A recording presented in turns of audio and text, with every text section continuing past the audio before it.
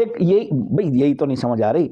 देखो ये पता किसे समझना चाहिए, ये मैं बार बार कहता हूँ, जनता को समझना चाहिए। हमारी जनता भोली है, हमारी जनता जो है ना, ये जो यहाँ के लोग हैं ना, ये बेचारे बहुत भोले हैं। मैं इनको बेचारा शब्द बोल रहा हूँ, और भोले हैं। ये क्या, जिस तरफ पढ़ते नहीं, लिखते नहीं, समझते नहीं, सच्चाई को देखते नहीं। अगर पढ़ेंगे, लिखेंगे, सच्चाई को समझेंगे ना, तो इस चीज़ को देखेंगे ना। एक तरफ आप मंदिर बता रहे हो, तो माननीय प्रधानमंत्री जी आपने चादर क्यों भेज दी, और हो सकता है अब और भी शायद राजनाथ सिंह भी भेज रहे हैं, वो भी भेजेंगे, क्योंकि हर साल भेजते हैं। तो इनको ये पूछना चाहिए भी, एक तरफ आप हमारे बच्चों को आपस में लड़वा के मरवा रहे हो, ठीक, बच्चे गोली का शिकार हो रहे हैं, ठीक है, बच्चों को आपस में बच्चे लड़ लड़ के धर्म के नाम पे मर रहे हैं, और एक तरफ आप चादर भेजो। क्यों भिजवाइए चादर भाई, चादर नहीं भिजवानी चाहिए ना फिर इनको। जब इन्होंने मंदिर वहां से निकालना है, मंदिर निकलना है, तो चादर का मतलब ही नहीं है। असल ये दोहरा मापदंड है, और कहीं ना कहीं जनता को समझना पड़ेगा। जिस दिन जनता समझ गई, अब मैं हूं, अगर मुझे आप कहो कि भी इसको जाके पकड़ ले या इससे लड़ना शुरू कर दे, क्यों लड़ूंगा मैं? अगर मैं खुद समझदार हो जाऊंगा ना, तो पूरा देश समझदार हो जाएगा।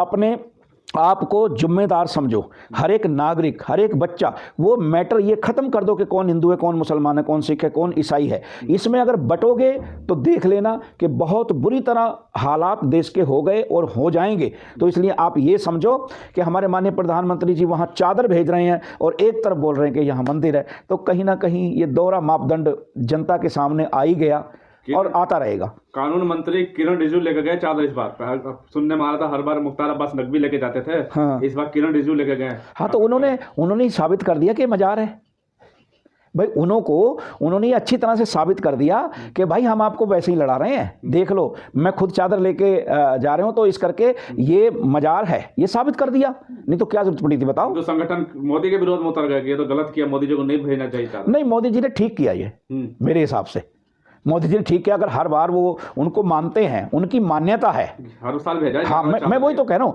देखो, किसी की मान्यता है, कहीं किसी की मान्यता है, तो उसको आप रोक नहीं सकते हैं। अब हिंदू संगठन मेरे को बोलने लगे कि आप गुरुद्वारे मत जाओ, मेरे को बोलने लगे, आपको बोलने लगे आप नमाज मत पढ़ो, उसको बोलने लगे ये मत करो, उसको बोलने वाले ये मत करो। तो ये आपको भी कई कमेंट आते हैं खालिस्तानी तक हो गया।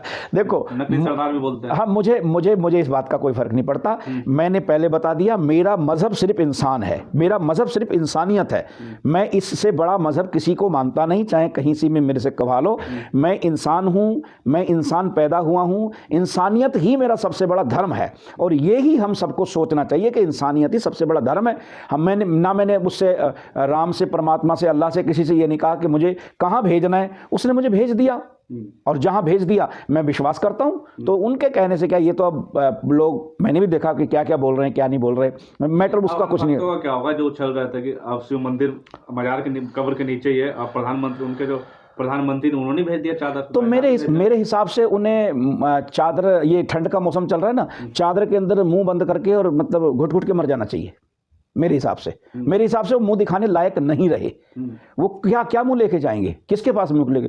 एक तरफ आप बोल रहे हो कि मंदिर है, दूसरी तरफ आप चादर भेज रहे हो, तीसरी तरफ आप विरोध कर रहे हो प्रधानमंत्री जी का। अरे प्रधानमंत्री जी की मर्जी है, वो चादर भेज रहे हैं तो क्या परेशानी है? बड़ी अच्छी बात है, उनकी मान्यता है। उन्होंने ये पहल दिखाई है चादर भेज के कि भाई यहाँ पे मंदिर नहीं है, यहाँ पे ये। दिलजीत दोसांझ से भी मिले सरदार, काली पगड़ी कहा जा रहा है कि दिलजीत दोसांझ ने काली पगड़ी पहन के विरोध किया। सरदारों में ऐसा, सिख कौम में ऐसा किया जाता है क्या?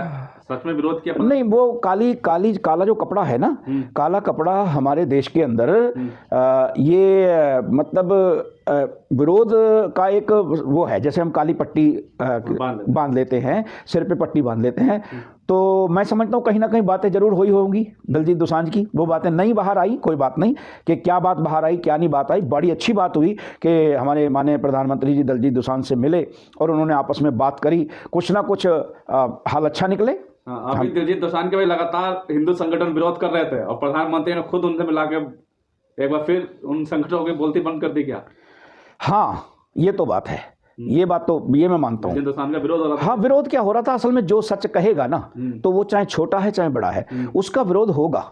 और वो कुछ लोग हैं जो विरोध करते हैं, लेकिन बहुत अच्छे लोग हैं जो उस सच को समझते हैं और जानते हैं। तो मेरा तो कहने का मकसद यही है देशवासियों से सबसे कि देखो, हम इंसान हैं, हमें आपस में मिलकर रहना है, तभी हमारा देश आगे बढ़ेगा। और हमारे पड़ोसी जो हैं, पड़ोसी मुल्क जो हैं, जैसे मेरा कोई पड़ोसी है, मुझे पड़ोसी से, अपने भाई से भी ज़्यादा प्यार करना चाहिए। तो मेरे हिसाब से तो देखो, पड़ोसियों से जो मिलकर रहेगा, तरक्की उन्हीं की होगी। तो हमें देश की तरक्की को आगे लेके जाना है, पढ़ाई लिखाई को आगे लेके जाना है, नौकरियों को, इन सब को आगे लेके जाना है, ना कि हमें इन चक्करों में पड़ना चाहिए। और हो सकता है धीरे धीरे जैसे जैसे टक्कर लगेगी वैसे वैसे लोग समझ जाएंगे और फिर रास्ते पे आ जाएंगे। चादर भेज के क्या संदेश देना चाह रहे थे मोदी जी, आप क्या कहेंगे? चादर भेज के संदेश ये दे दिया मोदी जी ने कि यहाँ पे मंदिर नहीं है, यहाँ पे मजार ही है।